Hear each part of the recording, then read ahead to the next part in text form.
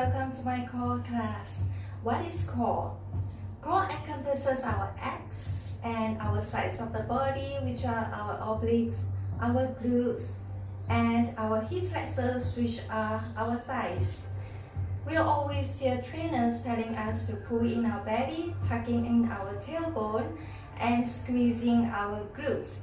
Now, what is the meaning of tucking in your belly button as well as tucking in your tailbone?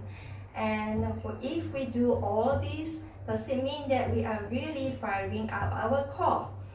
So let's come into all fours, and we shall be doing the cat and cow stretch so that you will get to know the connection between our core as well as our upper back and also our glutes. In all fours position, spread your fingers, place your wrists under your shoulders, your knees under your hips.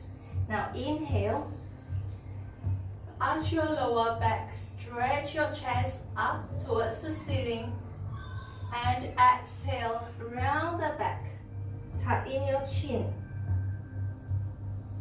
Inhale, look all the way up, and exhale, tuck in your chin, round the back. Inhale, stretch, and exhale, tuck in your belly button. One more inhale, stretch your abs, feel the lengthening in your abs, and exhale, round the back. You are shortening your abs. Your tailbone is tucked in, lower back is rounded. One more inhale. This is a stretching position. Continue to breathe here. And you feel the stretch, the lengthening of the muscles in your abs. And this is not what we want in our core work. This is not what we want in a plank position. Many students hold the plank in this position. You are not actually working your abs at all, but you're causing a lot of strain in your lower back. And as we exhale, tuck in your belly, tuck in your tailbone. Keep pushing the floor or the mat away from you. So our belly button is pulled in and our tailbone is tucked in. So this is the position that we want in our plank, because if you can see from here, our core is shortened. We'll be engaging them, strengthening them, activating them. Inhale, stretch, and exhale. Now from here, keep your lower back tucked in, your tailbone tucked in. Let's walk our both legs back. So both legs are engaged. Feel the tightness in your thighs. Squeeze the thighs. Lift up your kneecaps, tuck in your tailbone, engage your core by pulling in the belly button, and stay there. Keep pushing the mat away from you. For 5, 4, 3, 2, and 1. Slow release. And then let's come onto our back. And you notice that as we lie down, with our knees bent, feet flat on the floor, there will be a slight arch in our lower back. That is normal. That is our neutral spine. But in our core work, we do not want that arch. Especially we do not want the arch too much. So let's do our pelvic tilts, so that you understand what I mean by pressing our lower back flat into the floor or into the mat. So look at my belly area. This is our pelvic bone that is jutting out. So as I exhale, take the pelvic bone into the floor. Inhale into neutral spine. Exhale. Inhale into neutral spine and exhale. So it feels as if you are lifting your hips up, but we are not actually lifting our hips up. Alright, our hips remain on the floor. Inhale and exhale. Lower back is flat. Inhale and exhale and just stay there. So when you exhale, feel your belly button going back. So you are actually pulling the belly button in, right? And inhale into neutral spine. Your belly button is slightly forward.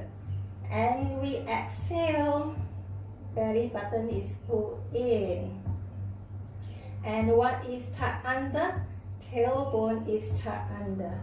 Tailbone is here, we tuck it under our hips. We release and we exhale, tuck it in. We release and exhale, tuck it in. And we release, exhale, we tuck it in. One more, we release and we exhale and stay there. So in this position, with your belly tucked in, tailbone tucked in, very naturally your buttocks will be squeezed tight. And then there's something happening inside your body, right? That is your pelvic floor. You will feel that your pelvic floor is lifted up. It means as if you are stopping your urine halfway and you are lifting up the anus as well. So that is the meaning of lifting up your pelvic floor. So now everything is relaxed as we inhale. A lot of students, they tend to inhale and arch the lower back this way, pushing the rib bone forward. This is not what we want. It causes a lot of tension in your lower back. So just drop that very naturally in your inhale. As you exhale, actively pull everything down towards the floor. And we inhale, release, and exhale. One more, inhale, and we exhale, and just stay there. So this core is very strongly engaged, and we are still breathing normally. So how do we breathe if we are not moving our belly too much? So place your 5 fingers forward and place your palm over the side of your rib cage. Now I want you to feel when you inhale, you are pushing your hand away from you. Alright, your rib cage is pushing your hand away from you with not much movement in your abs. So this is what I do, just look at my belly, it's not moving too much. Inhale and exhale. Just bring your rib cage back into the midline. Inhale, exhale, contract. Inhale, exhale, contract. Inhale, exhale, contract. One more, inhale, exhale, contract, and just release, but keep the core engaged. Now bring your shin parallel to the floor, lift up your chest. Now we try to engage our obliques and our glutes. Place our palms outside of our knees. Now we try to press our knees together actively, but our knees are trying to push away from each other into your palms. So that's the opposite energetic movement here. Now let's start. Press it in and push out. And remember your lower back is flat.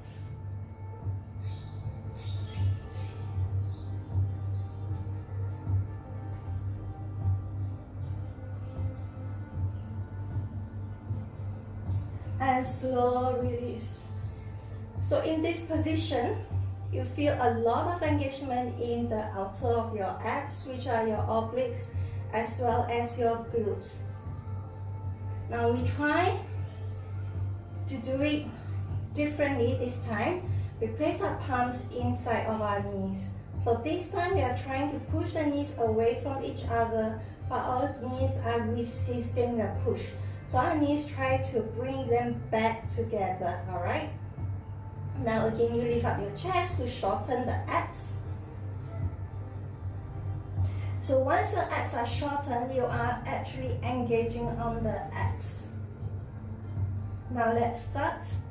Use your palms, push the knee away from each other, but our knees are resisting.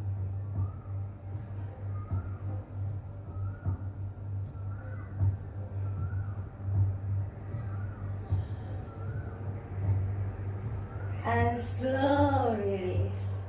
Now you feel there's a lot of engagement in our lower abs, which is the transverse abdominals. So this is how you engage your abs.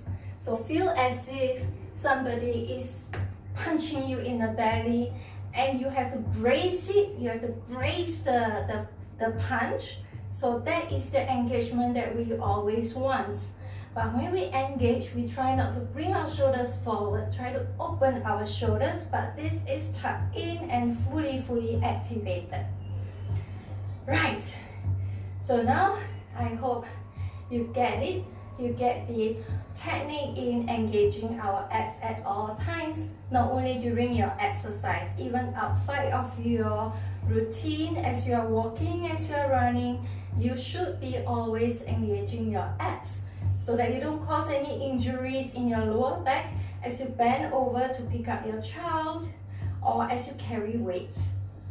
Especially when you're carrying weights or carrying your child, make sure that you are engaging your core. So if you like my class, please give me a big thumbs up and subscribe to my channel below. Thank you.